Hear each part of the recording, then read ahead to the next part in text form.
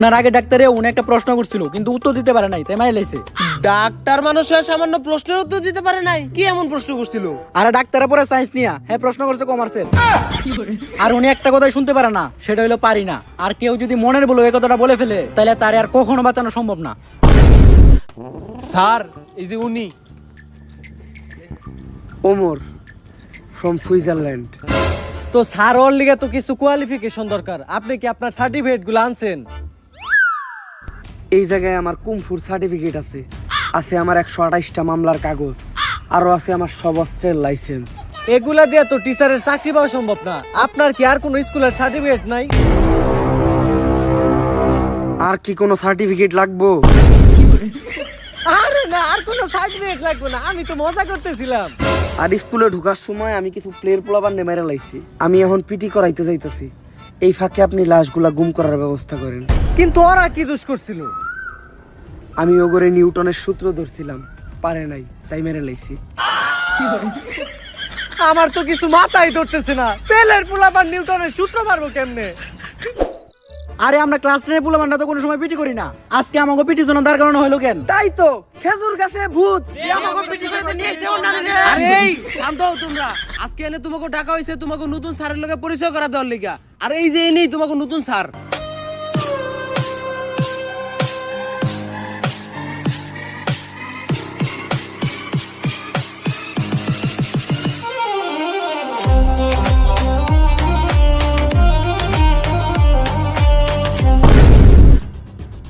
আরে এইটাই তো ওই স্যার যারা আমি স্বপ্ন দেখছিলাম। উনি তো আমাকে সবারে গুলি করে আর কোপায় মারতেছিল। আরে বেটা তুই এর দিকে ডরাইতেছস? জানতি কাওয়াই চাল হের সাথে নাই মাল। টাকলা দেখা যায় পুরা কার্টুনের মতো। কয়েকটা খেলনা নিয়ে এসে আমাকে ভয় দেখাইতে। আরে বেটা গুলি করার কোপানো তো বহুত দূরের কথা, ও আমাকে গায়ে একটা ফুলের টুকাও দিতে পারবো না।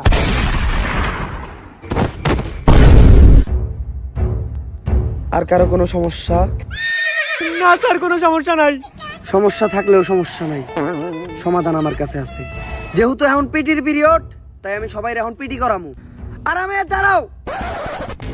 স্যার হইলো একটা সম্মানিত পারসন, তোরা স্যারের সামনে আরামে দাঁড়াইলি কে? আরামে দাঁড়াইলি কে? স্যারের সামনে আরামে দাঁড়ার সাহস হইলো কেন? সাহস হইলো কেন তোর? আরামে দাঁড়া স্যারের সামনে। শিক্ষক হইলো একজন সম্মানিত পারসন। স্যার আপনি তো কইলেন আরামে দাঁড়াও, তাই তো আমরা আরামে দাঁড়াইলাম। আমি যদি গু খাইতে কই তাহলে কি তোরা গু খাবি? না স্যার। খাবি না কে? স্যার হইলো পিতা সমতুল্য, আর পিতা যা কইব তাই হুনতে হইব। স্যার শিক্ষক তো পিতার সমতুল্য, আর পিতা তো মাঝে মাঝে খরচ করার লেগে টাকাও দেয়, তাই আপনিও যদি দিতেন। আর সন্তান যখন ভুল করে তখন তো পিতা মাতার মধ্যে জুতা দিও বাইরামু। লাগবো না স্যার। এইবার জাতীয় সঙ্গীতের পালা, যা তুই সামনে যাই বাংলাদেশের নতুন জাতীয় সঙ্গীত থাকে এখন। বাংলাদেশের আবার নতুন জাতীয় সঙ্গীত কোনটা? টিকটকে যেটা বেশি শুনি ওটাই হইতে পারে, ওইটাই কই দেই। আসমানে তুই কাঁদিস কেন, অট্টলিকার বাহারে। এই থাম, তুই এটা কি কইলি? ক্যান্সার জাতীয় সঙ্গীত। তুই এটা কই পাইছস? ক্যান্সার টিকটকে। টিকটকে তো সারাদিন এটাই চলে। আর নতুন জাতীয় সঙ্গীত কোনটা হইব এটার জন্য টিকটকে ভোটাভুটি হয়েছিল, ওইখানে সর্বোচ্চ ভোট এই গানটাই পাইছে। টিকটকে হুনা গান তুই জাতীয় সঙ্গীতে কইতাছস? স্যার জাতীয় সঙ্গীত যে চেঞ্জ হয়েছে এই খবরটা তো আপনি টিকটক থেকে পাইছেন।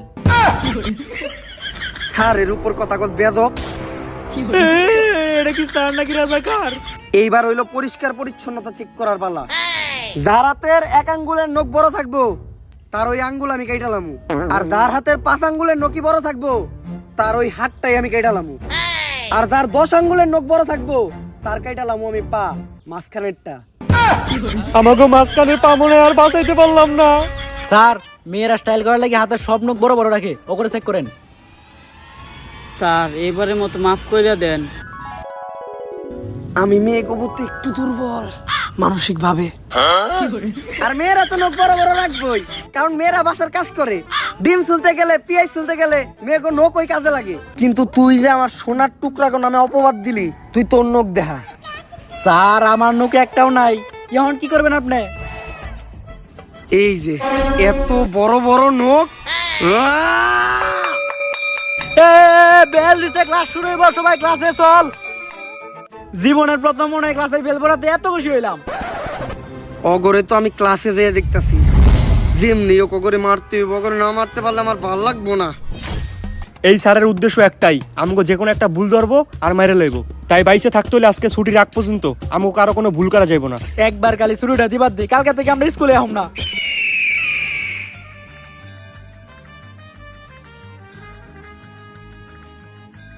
আসসালামু আলাইকুম স্যার। ওয়ালাইকুম আসসালাম। সালাম তো দিয়েই দিল, কি ভুল ধরা যায়? এই স্কুল ড্রেস পরে নাই কেডা কেডা? স্যার ড্রেস তো আমরা সবাই পরছি। ড্রেসও তো সবাই পড়ছে, কি ভুল ধরা যায়? এই, এটা কোন গ্রুপ? Sir science. সায়েন্সের বই আনতো সবাই? ও আনছি স্যার। ওরা তো বইও সবাই আনছে। আর্টসের বই আনস নাই কেডা কেডা? স্যার আমরা সায়েন্সের স্টুডেন্ট, আর্টসের বই আনমু কে? আনবি না কে? একজন প্রকৃত স্টুডেন্টের কাছে প্রত্যেকটা বিভাগের বই থাকে। আনলি না কে আর্টসের বই? আনলি না কে? আমার ক্লাসে বই আনস না, সাহস হয় কেমনে তোকে? তুই আর্টসের বই আনলি না কে? স্যার আর্টসের বই তো মেয়েরা আনে নাই, মেয়ে গো মারলেন না। মেয়েরা, তোমরা আর্টসের বই আনো নাই? না স্যার। আরে ঠিকই তো আছে, তুই বুঝাই নাকি? ও সায়েন্সের ক্লাসে আর্টসের বই আনবো কে? উল্টা পাল্টা কথা কষ্ট আমার ক্লাসে। আরে কথা কথা বেদবি করছ তুই, আর কই উল্টা পাল্টা কথা? এইবার নাম প্রেজেন্টের পালা। আমার ক্লাসে যে অ্যাবসেন্ট থাকবো ও তো মরবো, লগে ওর বন্ধুও মরবো। স্যার ছেলেকে ভিত্তি আজকে সবাই আইছে, কিন্তু মেয়েকে ভিত্তি দেখেন মাত্র দুজন আইছে, আর যারা আহে নাই সবাই ওকে বান্ধবী, ও করে মারেন। মেয়েরা ক্লাসে আহে নাই? তা মামনি, তোমার বান্ধবীরা আজকে ক্লাসে আসে নাই কেন?